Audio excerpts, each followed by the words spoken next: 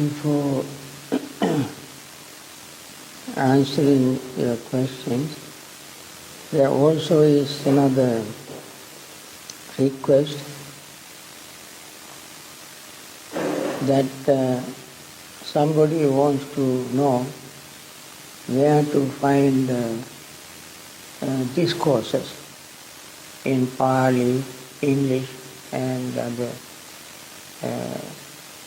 some other languages. Here is a very good website.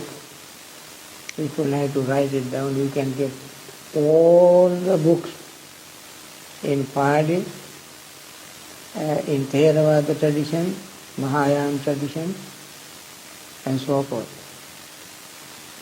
Pali and other languages as well. This website is suttacentral.net. SUTTACENTRAL.net. suttacentral.net.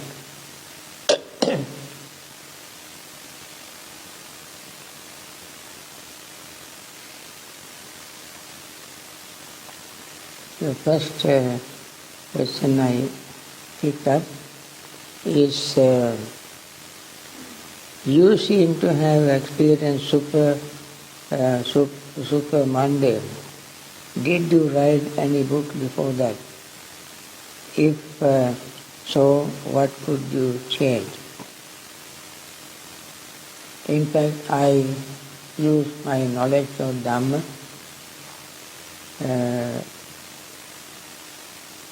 to explain supramundane Jhana,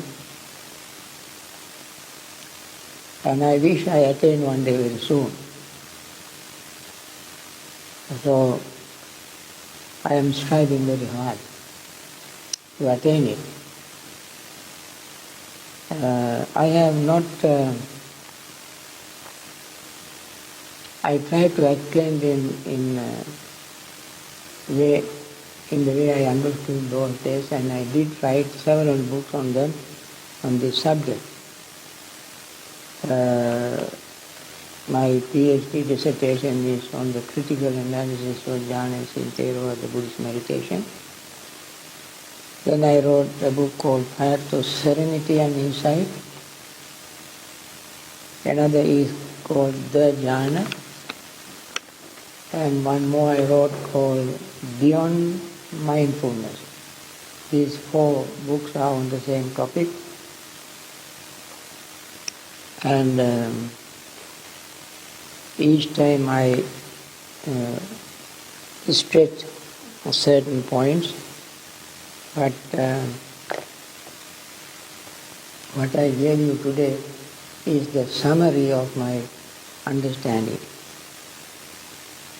Next question. Thank you for the instructions this afternoon. They were really helpful. I followed them to a T and gained a state of mind that was exactly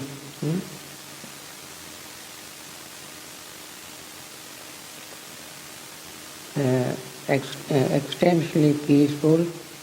As I was enjoying this peace, calm, serenity, I remembered that I needed to notice the nature of impermanence in things.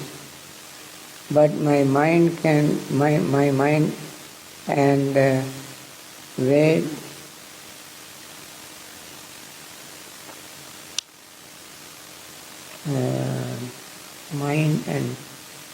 white enjoy this.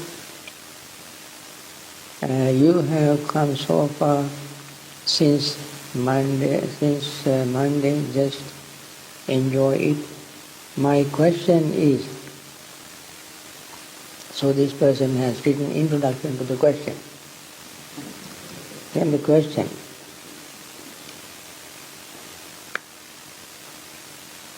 how I reach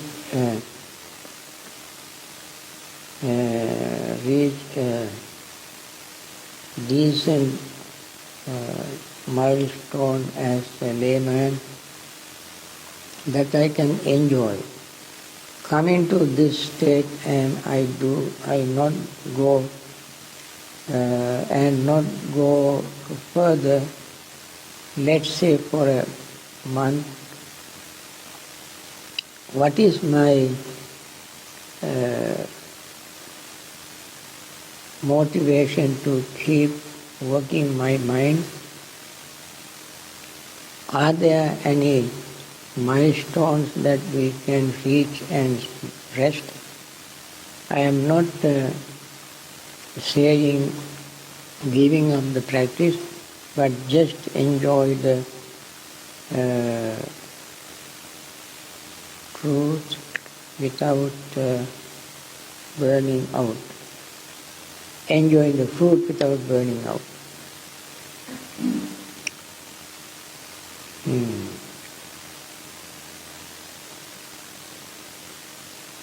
The question is,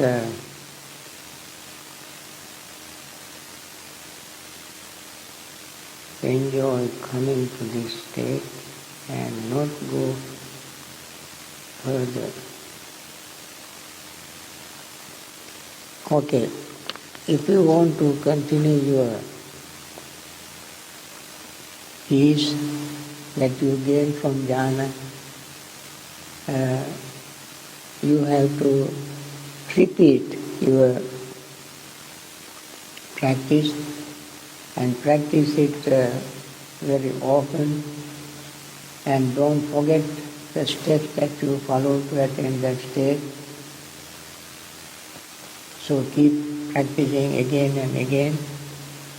There are ways of mastering your attainment. They are called determination, reflection, and attaining it and staying there and coming out of it.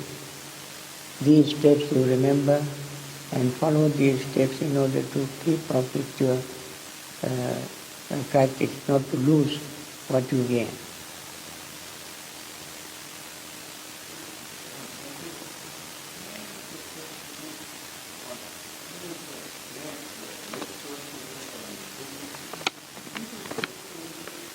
Yes, because we can see the lamp that's blinding people. That should be better. Okay. There are 1, 2, 3, 4, 5, 6, 7 questions in this meeting.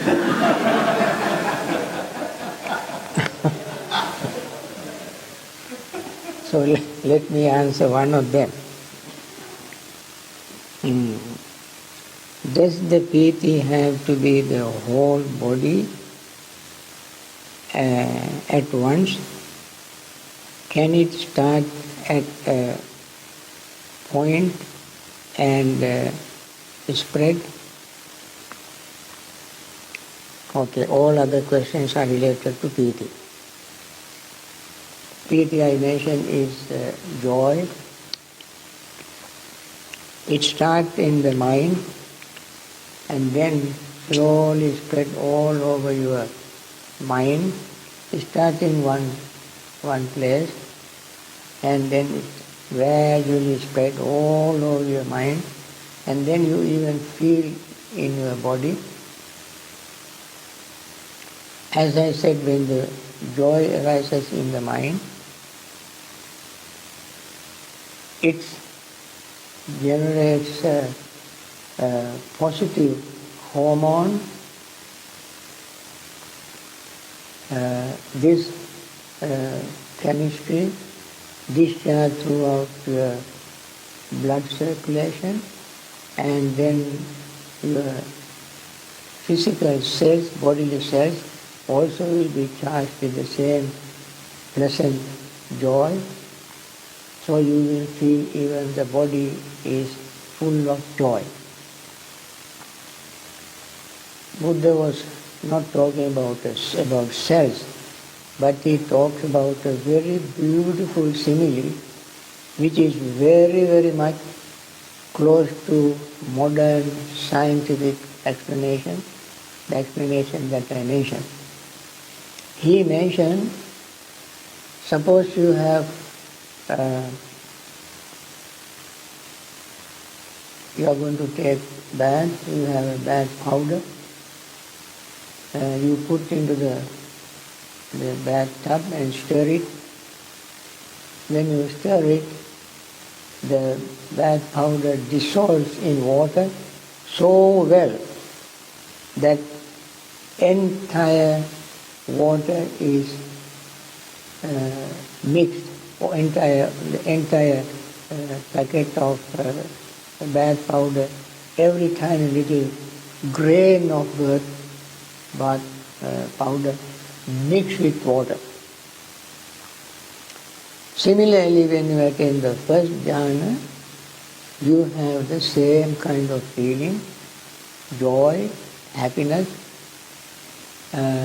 pervades all over your body. This happens because of your inner peace, joy you experience in the mind, generates the hormone which circulates through the blood circulation and affects every cell of your body, because blood goes to nourish, renew, keep alive all our cells. And this hormone also spreads, then that gives you very peaceful feeling.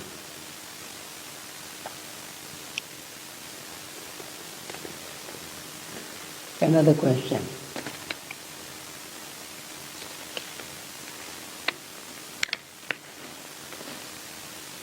For all intensive purpose, my practice is going well. I am using good metta, remaining steady on my breath. I am keeping my focus on jhana with just a bit of vipassana.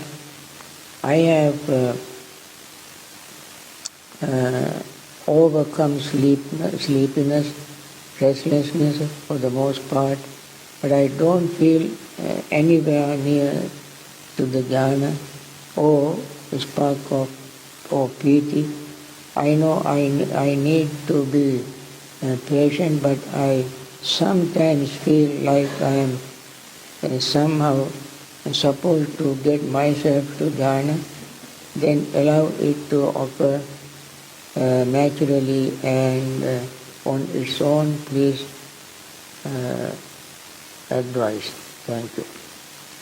Yes, if you follow all the instructions, if you still have not gained any sign of concentration, review your practice. Review. Go from step 1 through all the steps. And as you said, you have patience. Perhaps sometimes you may not have enough patience. Your metta practice may not be that strong. You seem to be following instructions, following guidelines, but your intensity of practice may not be proper, may have not come to the peak, and you got to relax, be gentle, kind to yourself, and also, above all, you must keep practicing more than once a day. If you occasionally have this feeling, you may lose it and you are not getting close to jhana. So I advise you to keep practicing without any, and also don't have too much expectations. Let it unfold naturally, slowly. If you push too hard, then you will get tired. Can you please give some instructions to focus on sensations to attain jhanas if the breath does not work for me? I think In the breath itself there is sensation, there is a feeling, that is how you notice the breath. If you begin to notice your other sensation other than the feeling of breath, you may find some sensations of touching the body with the cushion, and maybe air blowing on you, or you may find some other kind of sensation any part of your body.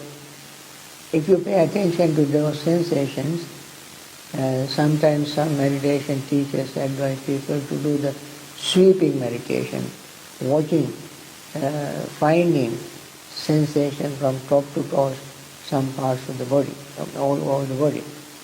And then your mind goes through them again and again and again. Then that sensation eventually you see changing, and then you become fully aware of these changes, no excitement, so you get sort of peace, and then you begin to feel the whole body is bathing with this sensation, this feeling, and that gives you, that also of course overcome your hindrances, because of this sensation, this good sensation. You are focusing only on that, nothing else. Overcome your hindrances, then you will experience joy, tranquility, happiness, and so on. As I mentioned, all the other mental factors like initial application and so on will gradually arise as a result of your overcoming hindrances and arousing your joy. But I strongly advise you to return to the breath. Breath is the very good subject. Of course, sensation also is one of the four foundations of mindfulness somebody can use. And we have read in sutras when certain monks who were experiencing excruciating pain, then either the Buddha or Venerable Ananda would approach them and question about their pain, and they describe the pain, and while they are then either the Buddha or the Venerable Ananda would advise them to focus mind on the nature of perception. There is a particular discourse called Girimananda Sutta, where Buddha has given 10 kind of perceptions, and so the person focus mind on the perceptions and forget the feeling. And then attain not only jhanas, but even the stages of enlightenment. With jhani type concentration, not jhana themselves. You need jhana quality, concentration to attain stream entry. If perceptions of heat arises somewhere in the body, say back or neck, while doing breath meditation, should we choose one meditation object or the other? Why? How do we deal with heat? heat sensation that pop up in our daily life. Okay. You gave the example sitting on commuter train, walking about. Now,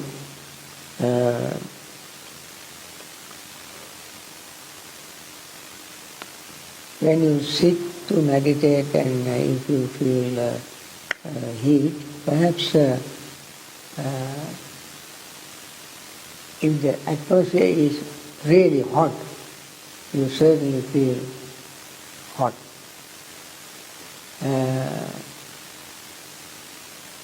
Then of course when it is too hot, it will be difficult to concentrate because you will be perspiring, you feel tingling sensation that as the sweat pores open and sweat begins to come out, you feel sort of itchy, tingling sensation all over your body. Perhaps you can use that sensation caused by the heat and sweat as an object of meditation. Sometimes it works. I meditated in a very hot, scorching sun, sunny, hot places, like when I was in Malaysia, I remember. It was very hot. When I was in India, where I stayed, sometimes temperature goes up to 110 in summer. But still I was able to meditate because I used that very strong feeling of heat. Then I don't feel sleepy, I'm not tired, mind is not wandering, and so forth. I was able to meditate quite well. I think if you learn to focus your mind on that particular feeling, that sensation, even in such a hot time, feeling what you can meditate. You are talking about the heat on the bus, sitting.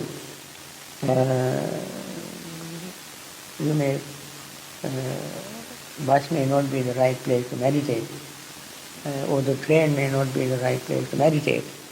I would not try that, but in other places if you have the sensation of heat, you can use it as an object of meditation because other conditions are not that bad. I think my faith in the Dhamma is overall quite strong, but I am not sure that I believe in reincarnation or rebirth. My doubt is, I think, intellectual, not skeptical. Is this doubt hindrance to any practice? You can ask this kind of doubt during meditation if your questions are not answered. Then you, after meditation, you meet someone. That's why you need a Kalyana Mitta. Whatever we mentioned during our talk, you may not be able to practice all of them in one sitting, in one day, in one place. These are the things we have to practice, learn from friends, from reading, and so forth. Then when your mind is ready, then you sit and meditate and gain jhanas. So, if you have questions, if they are intellectual questions, you definitely ask these questions somebody who can answer them. And you get the answer and try to follow the answer. Regarding reincarnation, we normally don't use the word reincarnation. Anyway, we use the word rebirth. Buddha gave very practical advice in Kalama Sutta. Very practical advice for people like you. He said that if there is no rebirth, it's a very hypothetical answer but very practical. If there is no rebirth, and yet if you practice metta, karuna, mudita, upekha, 4 Brahmaviharas, if you practice now, here and now you experience the benefit. What that got to do with next life? Because you are living in this life and you are practicing now in this life and you experience the benefit. If there is rebirth, then of course you will be rewarded twice, this life and the next life. On the other hand, suppose there is no rebirth, but you commit all kind of atrocities, crimes, pollute your mind with greed, hatred, delusion, and so forth. Immediately in this life, you experience the benefit, the result. You don't have to wait till tomorrow. This Dhamma is akalika, unaffected by time. That means it is immediate. As you are experiencing anger, you experience the benefit, results of anger at the same time. If there is a rebirth, then next life you experience more pain, more suffering. Keep this advice in mind, and then you keep practicing. Don't discourage yourself thinking whether it is true or not.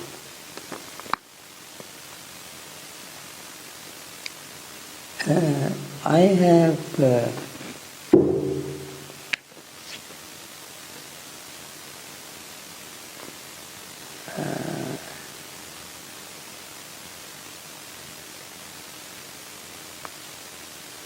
have a bit pretty strong practice for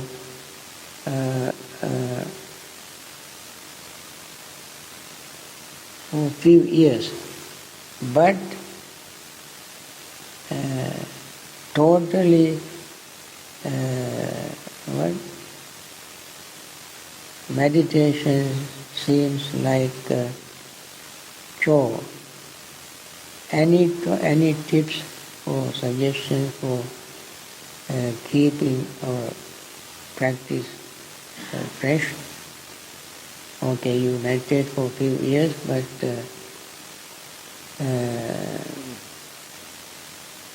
so you are not very much gaining. So it is like lot of what you call big task, a duty, like a chore. So I would suggest don't make meditation a burden. As you keep practicing, it becomes so natural. If you forget one session, then you feel something missing. So you got to develop your habit. This is a very good hobby to develop, or we call wholesome habit, and build up this habit. Make sure that every day at certain time you meditate. The day you forget to do that, you feel something missing in your life. When that happens, you habitually sit at that place or meditate at that time. Then it will not be a burden or chore. Please explain the benefit of jhana meditation to us. benefit of jhana meditation, number one, you gain good concentration. Number two, you feel physically, mentally relaxed.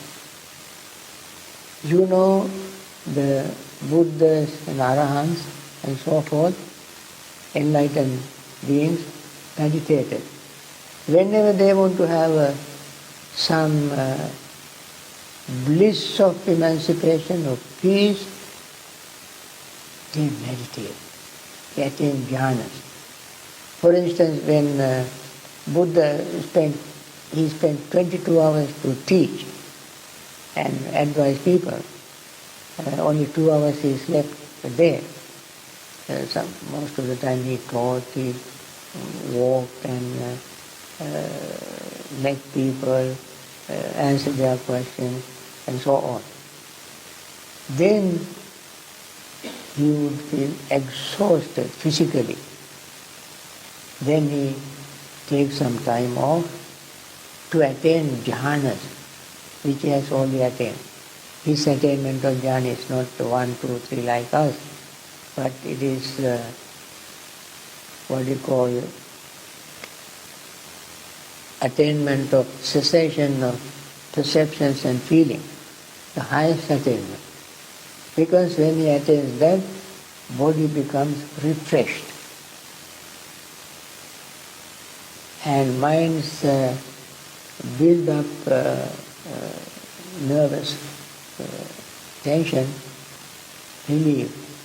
Buddha did not have any fear or worry or anxiety or anything, that side. But this body physically becomes worn out. It wears out. So in order to get back his freshness, he meditated, attained jhanas. So jhana attainment is another benefit. You can be cut off from all other hustle-bustle activities. Your mind is fresh, body is fresh, face is fresh, plus you see things exactly as they are. Seeing things exactly as they are means seeing the truth. Seeing the truth is the best thing you can gain. And that is why you have the greatest, sweetest taste. Seeing the truth, experiencing the truth, knowing the truth, you experience the greatest or sweetest truth. And therefore, another is, if you attain right jhana, you will not have any fear. Because you have overcome your desire. Fear arises from desire. Tanha jayati, so-called tanha jayati bhayam. From craving arises sorrow, from craving arises fear. So all this you can overcome when you attain jhana. Seems like the older I get, more and more body pain I gain. Back, joints, etc. Some are chronic, here to stay. Please share with us some practical advice on how to do samadhi while feeling pain. You know, if the pain is even unbearable, it is physical. When the body is aching, having pain, don't make the mind painful. Let the mind relax. Sometimes it is very difficult when the body is in pain to relax the mind. It is difficult. But we understand this pain is very normal, natural. Even when we overcome our suffering, pain still is there. That means even if we attain enlightenment by overcoming all our suffering, still we have pain. You remember even the Buddha, after attaining enlightenment, had some pain when he has sometimes headache, stomachache, backache, and worse was that when Devadatta threw stones at him, his foot was injured and he had pain. Pain is there. But with mindful, when you develop a mindfulness, concentration, you can focus your mindfulness and concentration on your pain. And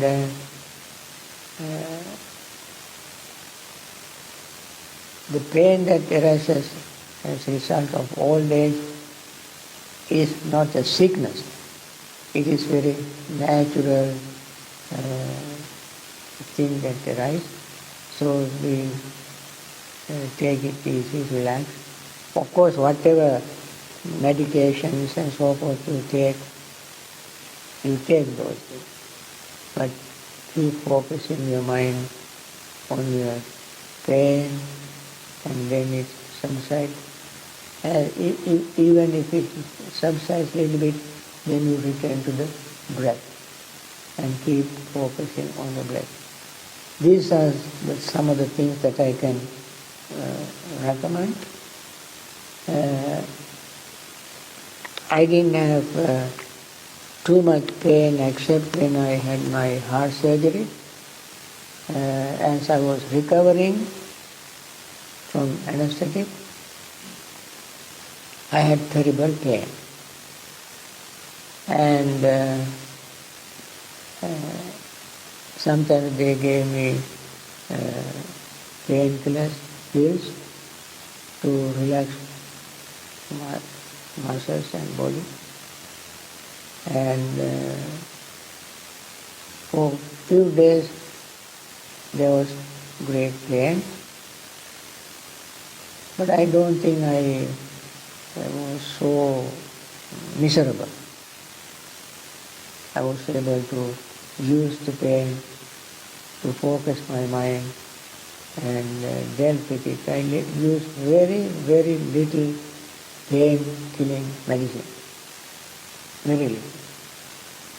So I think it might work for others as well if they have developed their practice.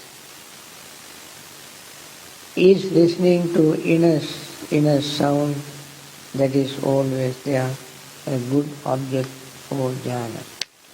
I don't know what this inner sound is.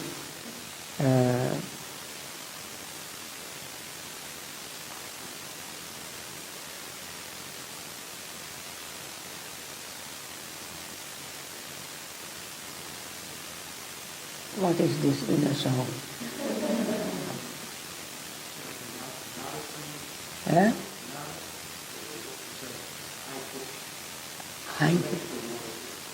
I see. Electrical noise. Eh? Sound of silence.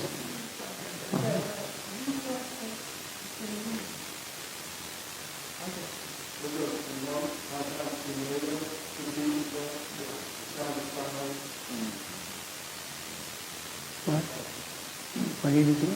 There's an ayam sumedo, which is the sound of silence. I am waiting to hear that sound of silence.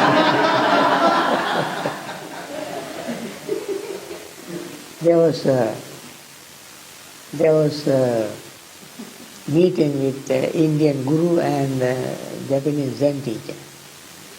When Guru met the Zen teacher asked him, can you hear the sound of one hand clapping? Then the Indian Guru said, you can hear one hand slapping without using your ears. Can you hear that? He asked him. So they matched.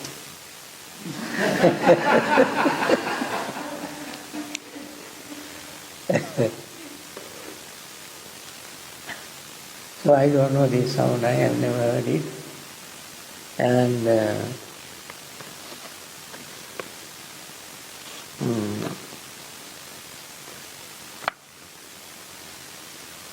I think this may be used metaphorically, figuratively, to pay attention to silence. And Buddha mentioned it in the Mahasatipatthana Sutta. Gate, Tite, Nisinne, Sutte, Gyate, Bhase, Tunni Bhave. Tunni Bhave Sampajanakari Hoti. Even when you are quiet, nothing around us, pay attention to that quietness.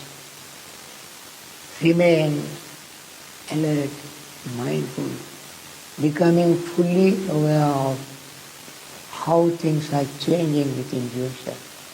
The changes that take place within ourselves don't make much sound. There's a noiseless, soundless, silent change taking place, cellular changes. In our nerves around our head have some vibration. They don't make much noise. We can pay attention to this vibration. Like our palpitation. We can feel it, no sound. Perhaps these are some of the sounds we can pay attention to in silence. Here is a question 1.5 page long. I'm reluctant to read it, it's very long. At previous retreat during Anapanasati meditation, in the meditation cell, I experienced a dramatic build-up of light activity behind the eyelids, like solar flares. This increased in intensity, so instead of the breath, I used this as a meditation object. Suddenly a huge ring of bright blue light, like leads or gems, evenly spread around. Then an expulsion followed with the bright flash filling my visual field. And after the flash, pitch black darkness, this string of blue light, darkness repeated 3 times in succession. Then all went black and my concentration was broken. Ending my sit, very dramatic, but did not lead to deeper concentration. Was this was this a nimitta or some other phenomenon? The next day, during vipassana, different sort of expulsion, all pain kept the body, and for 45 minutes during the Dhamma talk. That followed my vision was tinted, yellow, bewildering experience. Is this some sort of nimitta? No, my friend, this is not a nimitta. This is, I don't know what to say to this experience.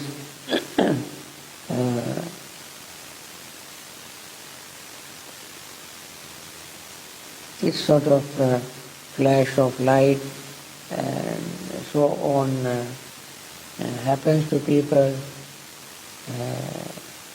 I think because of your practice, various type of experiences as they're fading away. You have this experience, but I would not label it as a sign of concentration. Sign of concentration arises only when your hindrances are subsided, as mind becomes clear, and then after joy arises, happiness arises, you are going to gain concentration. That is the time you may have a spark of bright light in your mind. Some people do not have it and they simply experience the bright, clear state of mind. Mind is bright, not with light. It is just clear. Clarity is what you experience after that. You may not have light. Some people see light, some people do not.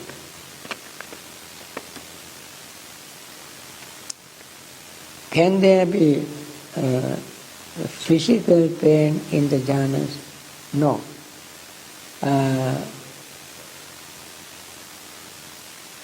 When you go to the fourth jhana formula itself explains, having overcome pain and disappointment, sukha satipahana, dukkha satipahana, pubbeva somanasa domanasana attangama, adukkhaṃ asukhaṃ upekkhā satipahana suddhi, sattva jhana upasampajayati. Sukha satipahana, dukkha satipahana. Dukkha means physical aches and pains. You overcome. Somanasa domanasana, the mental pleasure and pain, disappointment, displeasure, mental. You overcome. This you overcome when you attain the first jhana, you overcome your physical pain. Then you go to second, you overcome your mental displeasure. And you overcome your joy when you go to the third jhana. And when you go to the fourth jhana, happiness which prevailed in the third jhana also faded. And therefore what remains is mindfulness and equanimity. Very powerful. So physical pain, in short, will not remain in jhana, in any jhana. Can one Google sutras? So I answered this question earlier. To Google your sutras, you read, go to this suttacentral.net.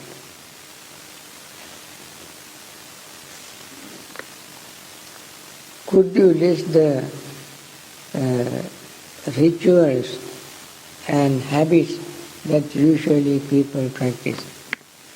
I cannot list all of them. Even we Buddhists have a lot of rituals. and all others have a lot of rituals.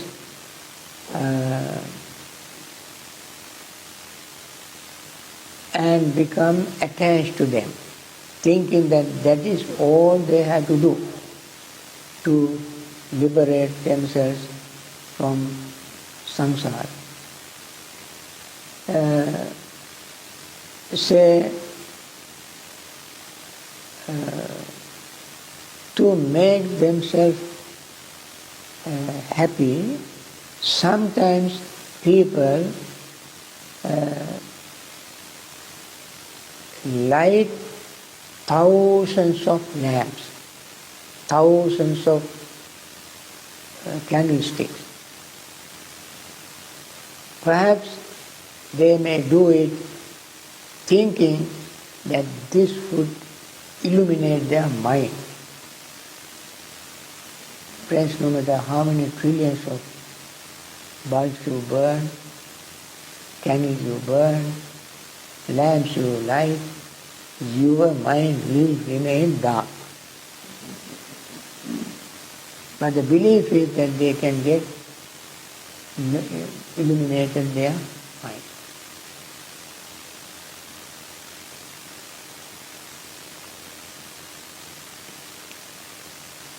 Another ritual, Buddhist practice. I know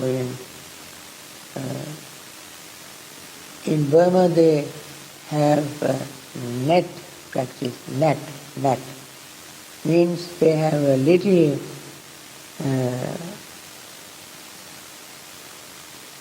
wooden box-like house in front of the house and light a lamp there, believing that there is a certain deity in the premise of their house. In order to please this deity, they light this lamp as a ritual. Or some Buddhists go to various types of temples. In Sri Lanka, Hindu temples. They are called Devale. Devale means house of divine beings. Ale means house. Devale means, Deva means divine. Divine houses. All over Sri Lanka. Everybody, without any exception, go there and offer that food, betel nuts and drinks and fruits and so many things offered. Another ritual. Or when you drive, bus drivers, go to certain place and get out of the bus and tie a coin to a tree. Or there is a box, you throw money into the box. Ritual. Thinking that that will bring them enlightenment. When you watch, I don't want to list all of them, some people even cut my throat if I list all of them. I don't want to list all of them. When you go to a Buddhist country and very mindfully travel all over, stay there for a month or so and go to temples, go to villages and go to families and listen to what they say, you find many kinds of rituals. These have nothing to do with Buddhism. And these are the things we have to overcome to clean our mind. And they are called Sila, Vata, Paramasa. Sila means observances, Vata means practices, habitual practice. Paramasa means attachment. There is one question I don't know how to answer is, where is the mind?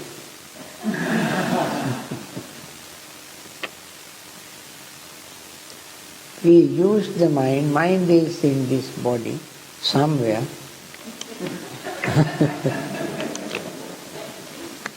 Some people say it is in the heart. That is called cardiac theory. the mind is in the heart. Others have cerebral theory, mind is in the brain.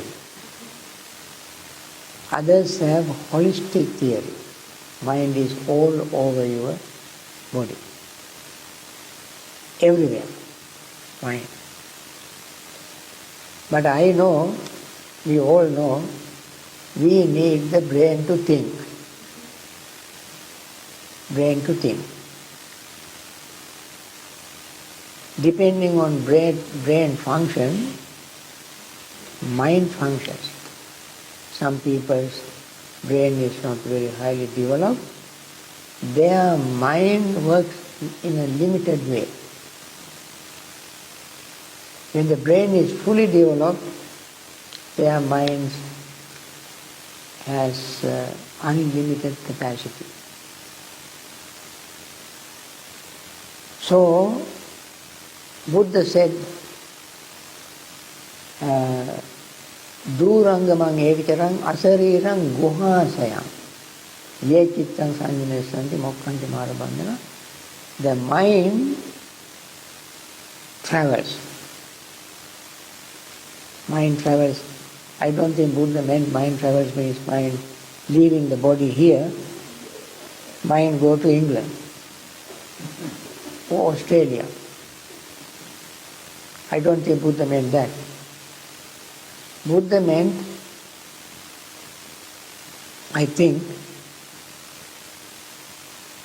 we have so much information in our brain. So much information. We put them into many different files. Within the file there are more folders. Within that folder there are more folders and more folders. So when you open one folder, many folders are there. So in these folders there are all kind of things that we put through our eyes, ears, nose, tongue, body and mind. Because these are the 6 senses exposed to the sensory objects. And how many times, how many things we have seen in our life. Can you count? Nobody can. How many sounds we have heard? How many tastes we have had? And how much touch we have made? How many thoughts we have thought? Although they are impermanent, but their memory is in our file. Because, and then we, proliferate them. We proliferate, increase, multiply. And these all are endless of them in our mind. So, when you open one file, then that mind goes to the next file, in one file, in one folder. Suppose you remember your home, then you remember the size, the shape, color, its neighborhood and all the details of the house. All are in your mind. So, going through all these things is called traveling the mind. Durangama. But it does not take the body along with it. That means in this body, the entire universe is there. Entire universe, as we have experienced. That is exactly what the Buddha said in Rohitasa Sutta, in Samyutta Nikaya. Within this one-fathomed body, along with this consciousness, the whole world is there. What is the whole world? Dukkha, Samudaya, Nirodha, Magga. The world is the world of dukkha. The whole world is the world of dukkha. suffering. It is in here.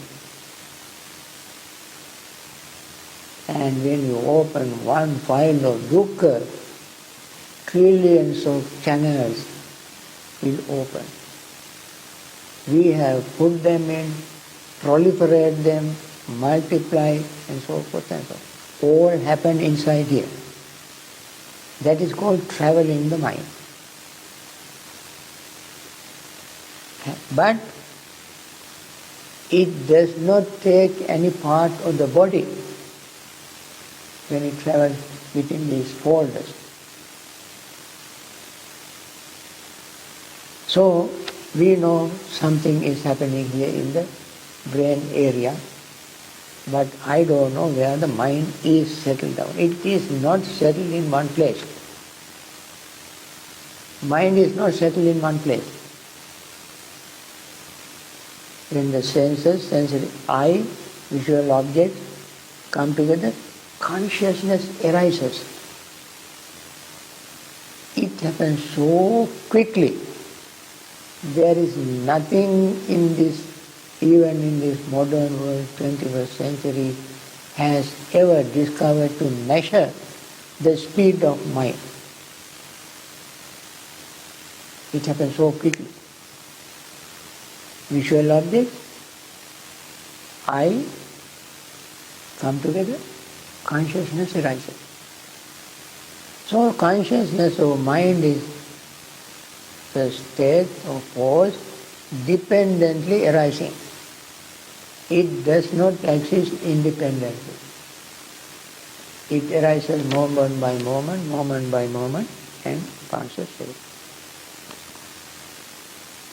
And because of this habit, it keeps doing again and again the same thing. In previous Dhamma talk, the Visuddhi Magga was prefaced, referred to, Visuddhi Magga was referred to as among the sources of reference text. How do you regard the commentaries? I regard commentaries a good source of information,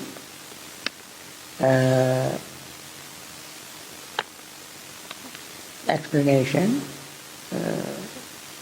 definitions of Pali words, but I don't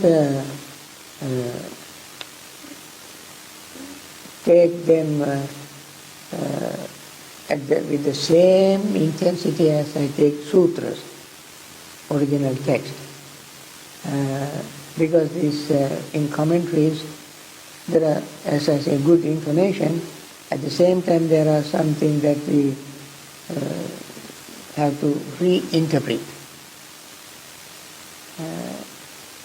Therefore they are not the same as sutras, original text. Then next question, how can one confirm jhanic four-stream entry attainments? Can one deludedly believe in a false awareness? How to detect, move past, if so? Actually, when you attain jhana, you are very, very clear that you are in jhana. When you attain stream entry, 100% clear that you attain stream entry. Because you don't have any doubt about the Buddha, Dhamma, Sangha and the morality. You do not believe in any attachment to any rituals.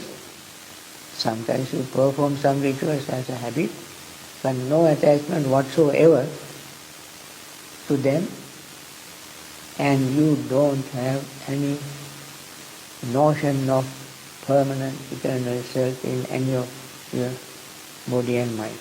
When you know these three things, very clearly you know for sure that you have attained stream entry. I think, friends, I am very tired now. There are 2, 3, 4, 5 more questions. I think I try to answer them tomorrow. Remind me tomorrow, the last day. Don't write any more questions. And keep this separately, and tomorrow I will answer them. You know, sometimes people are so enthusiastic, their questions keep coming to their mind, they cannot stop them. They keep coming. Lord,